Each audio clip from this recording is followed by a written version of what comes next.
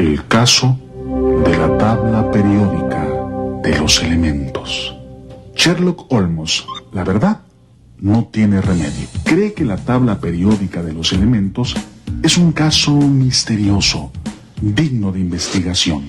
Está tan seguro de resolver el caso que les ofreció a sus compañeros de clase explicarles la tabla periódica sin saber absolutamente nada sobre el tema. Al intentar memorizar la tabla, Sherlock se aburrió tanto que hasta se mareó.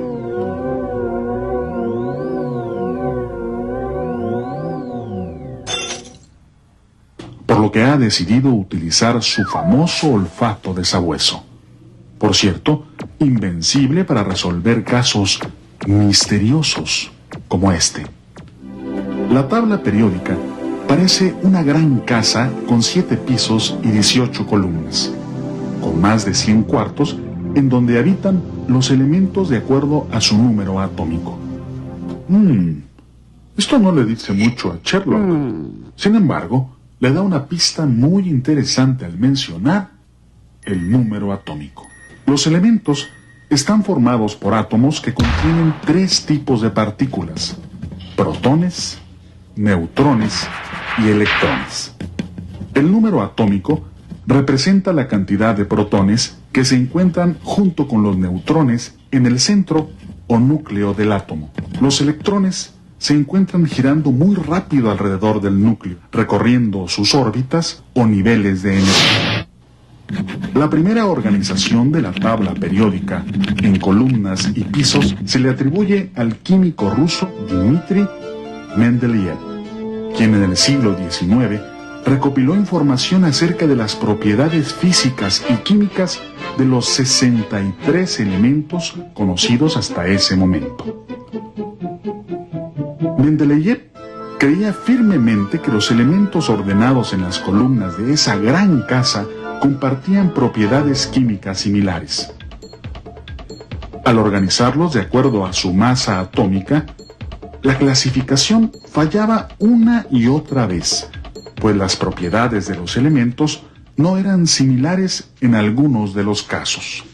Mendeleev pensó que ya que ciertos elementos no se comportaban como deberían, su masa atómica podría estar mal calculada. Sin embargo, el tiempo probó que el cálculo de la masa atómica era correcto. A Sherlock, este Dmitri, que sería muy viejito si viviera, realmente lo ha impresionado, pues se le ocurrió un código que reglamenta la conducta de más de 100 elementos. Su único error consistió en que los clasificó de acuerdo a su masa atómica en lugar del número atómico, porque este fue descubierto hasta 1913. En la actualidad, la tabla periódica está organizada en 18 columnas llamadas grupos o familias, cada una con su número, aunque todavía hay algunas con la clasificación antigua que incluía letra y número. Los 7 pisos de la casa son los llamados periodos. Cada elemento de la tabla ocupa una habitación de la gran casa y está representado por su símbolo, número atómico y masa atómica. Los elementos de los grupos A son llamados con frecuencia representativos porque sus propiedades siguen una progresión regular. Los elementos de los grupos B son llamados de transición y muestran desviaciones considerables con respecto a la progresión del resto de los elementos. El primer elemento de la tabla es el hidrógeno, del que Sherlock tendrá que hacer un estudio minucioso, pues su comportamiento es bastante sospechoso.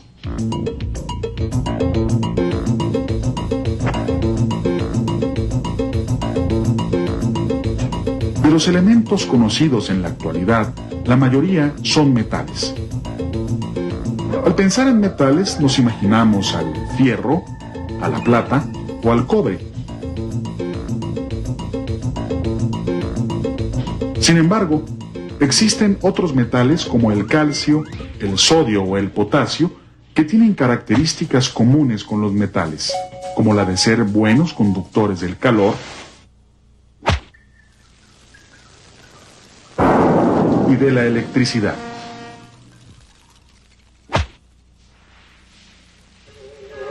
Y de fundirse a alta temperatura. Por el contrario, los no metales, como el oxígeno, no conducen la electricidad ni el calor y se funden a baja temperatura. A ambos lados de la línea que divide a los metales y a los no metales, encontramos a los metaloides, elementos con características similares a las de ambos tipos. Sherlock ya se siente genio. De su investigación preliminar ya sabe que existen metales, no metales y metaloides, y que el hidrógeno se comporta de una manera muy peculiar. También sabe que los elementos de una misma familia tienen propiedades similares.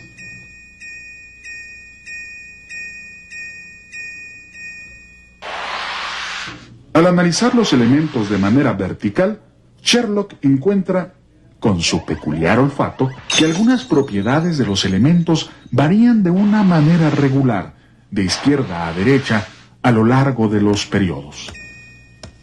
Estas propiedades incluyen la reactividad, el tamaño del átomo, las propiedades metálicas y el acomodo de los electrones. Los electrones giran alrededor del núcleo de acuerdo a órbitas o niveles de energía. Cada órbita tiene un número determinado de electrones girando alrededor del núcleo. En la primera órbita siempre hay un máximo de 2 electrones. En la segunda 8, luego 18, 32, 18, 8 y 2 respectivamente. Las órbitas se completan de acuerdo al número de electrones que tiene cada elemento. Por ejemplo, el litio tiene como número atómico el 3, con 2 electrones en su primera órbita y solo 1 en la segunda. Este electrón, en su última órbita, le da al átomo de litio una valencia de 1. Al otro lado de la gran casa encontramos al flúor, con número atómico 9.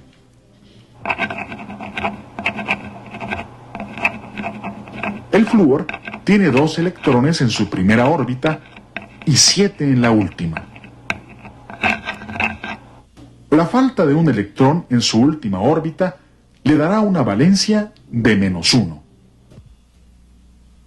La habilidad de los elementos para combinarse con otros y formar compuestos depende directamente de su valencia. En el caso de los grupos encabezados por el litio y el flúor, la reactividad es muy alta porque fácilmente ganarán, perderán o compartirán un electrón para completar sus órbitas. En estos grupos se encuentran los metales y no metales más reactivos que existen. Son tan reactivos que nunca se encuentran libres en la naturaleza. Siempre están acompañados formando compuestos. Además, existen en la tabla otros grupos como los alcalinotérreos, los metales de transición, los grupos del boro, del carbono, del nitrógeno, del oxígeno y los halógenos. Con un comportamiento muy extraño y digno de investigación, encontramos también a los lantánidos y los actínidos. Su comportamiento es tan similar entre sí que podrían vivir todos en la misma habitación. Los actínidos, para no quedarse atrás, misteriosamente son todos radioactivos. Además, en la tabla periódica existe un grupo cuyos elementos son todos gases, con una valencia igual a 0. Difícilmente se combinan con otros, por lo que se les conoce como inertes o gases nobles. Son tan escasos en la atmósfera que fueron descubiertos casi 50 años después de la propuesta de Mendeleev.